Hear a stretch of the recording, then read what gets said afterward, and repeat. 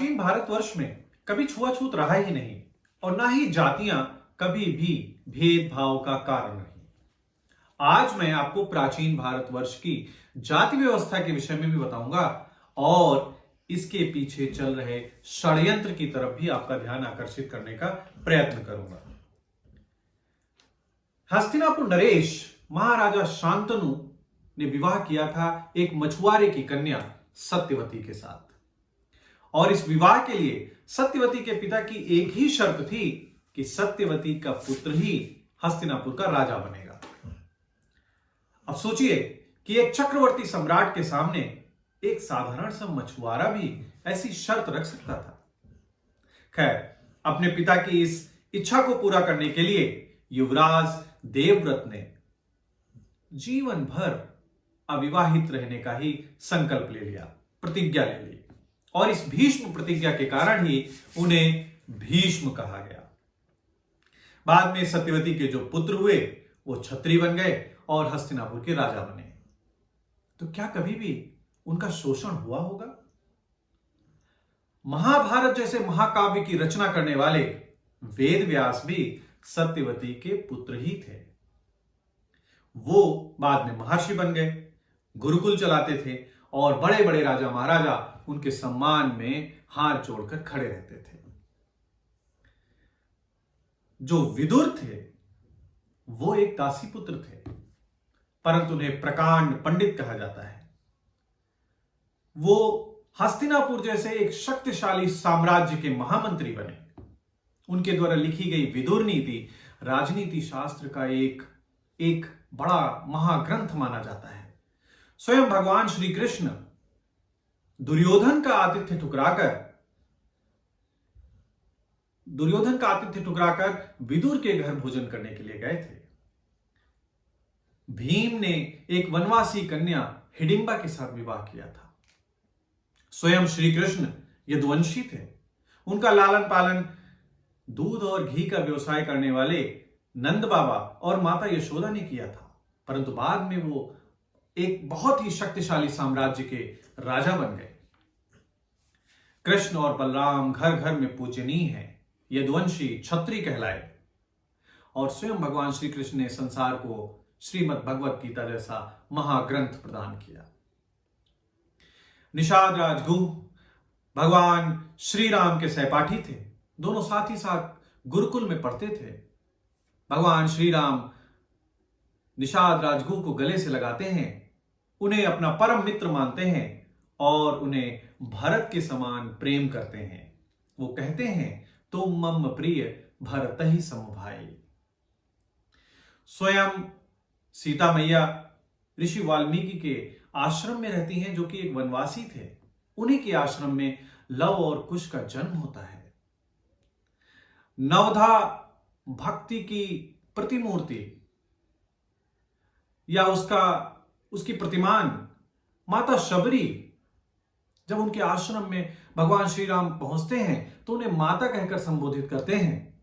शबरी जो कि एक भीलनी थी, उनके जूठे बेर भी भगवान श्री राम बड़े ही प्रेम से स्वीकार करते हैं। तो ये तो हुई वैदिक युग की बात, जहां ये स्पष्ट है कि कोई भी किसी का भी शोषण नहीं करता था। सभी को समान अधिकार प्राप्त थे और कोई भी शिक्षा प्राप्त कर अपनी योग्यता अनुसार किसी भी पद तक पहुंच सकता था। वर्ण जन्म के आधार पर नहीं अपितु कर्म के आधार पर बदले जा सकते थे, जिसे इकोनॉमिक्स में डिवीजन ऑफ लेबर कहते हैं।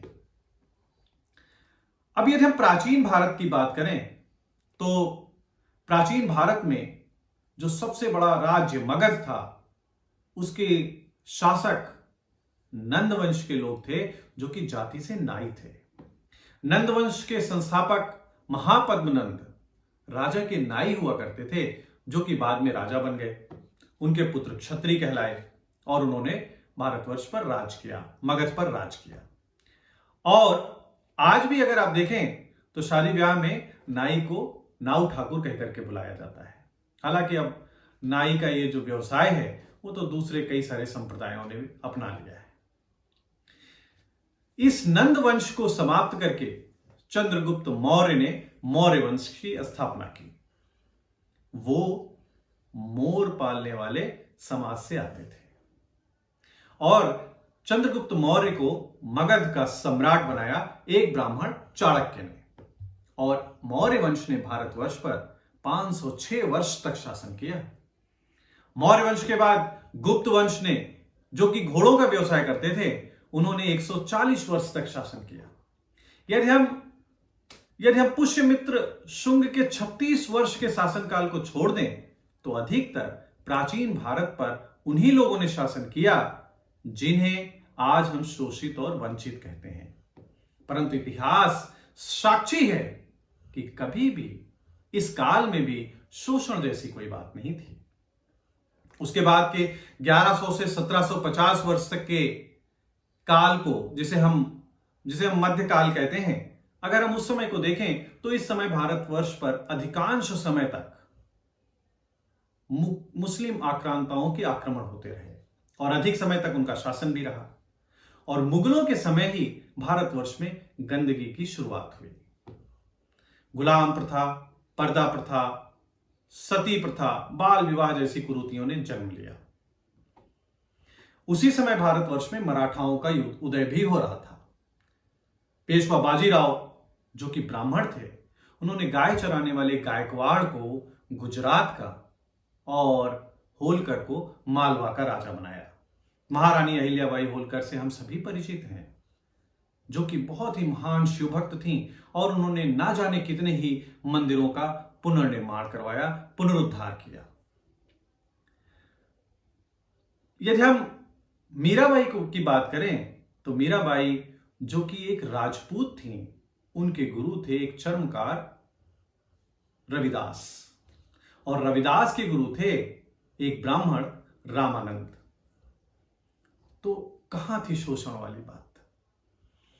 फिर 1800 से 1947 तक भारतवर्ष पर शासन हुआ अंग्रेजों का, और यहीं से भारतवर्ष में जातिवाद का प्रारंभ हुआ, जो कि अंग्रेजों ने किया अपनी फूट डालो और राज करो की नीति के तहत। एक अंग्रेज अधिकारी की पुस्तक है निकोलस डार्क की, कास्ट ऑफ माइंड, जिसमें इस बात के पुख्ता प्रमाण मिलते हैं कि अंग्रेजों ने किस प्रकार भारतवर्ष में छुआछूत और जातिवाद को बढ़ावा दिया। बहुत सारे यात्री उन्होंने भारतवर्ष की यात्रा की, मेगस्थनीज, फाहियान जैसे यात्रियों ने, लेकिन किसी ने भी भारतवर्ष में किसी का शोषण होता है ऐसा अपने यात्रा संस्मरणों में कहीं भी नहीं लिखा, बल्कि उन्होंने भारतवर्ष की जो समाज था, उसकी जो सामाजिक व्यवस्था की थी, उसकी प्रशंसा ही की है। परंतु राजनीतिक स्वार्थों के कारण और हमारे भ्रष्ट नेताओं के कारण जाति व्यवस्था का भी राजनीतिकरण कर दिया गया। हिंदू धर्म को टुकड़ों में बांट दिया गया। वो हिंदू धर्म जो गौरवशाली है, जो समृद्ध है, उसको कई सारे टुकड़ों में बांटा गया। जातियां अन्य धर्मों में भी हैं, लेकिन बटा केवल हिंदू धर्म ही। इसलिए आप भी घृणा, द्वेष और भेदभाव के इन षड्यंत्रों से स्वयं को बचिए और दूसरे लोगों को भी बचाइए। और ध्यान रखिए कि यदि आप संगठित रहेंगे तो ही सुरक्षित रहेंगे। मेरी इन बातों पर अमल जरूर करिएगा। धन्यवाद। जय हिंद। इस चैनल पर बहुत सारे ऐसे वीडियोस हैं जो आपको बहुत पसंद आने वाले हैं। इन आइकन्स पे क्लिक करके उन्हें देखिए और इस चैनल को सब्सक्राइब करिए।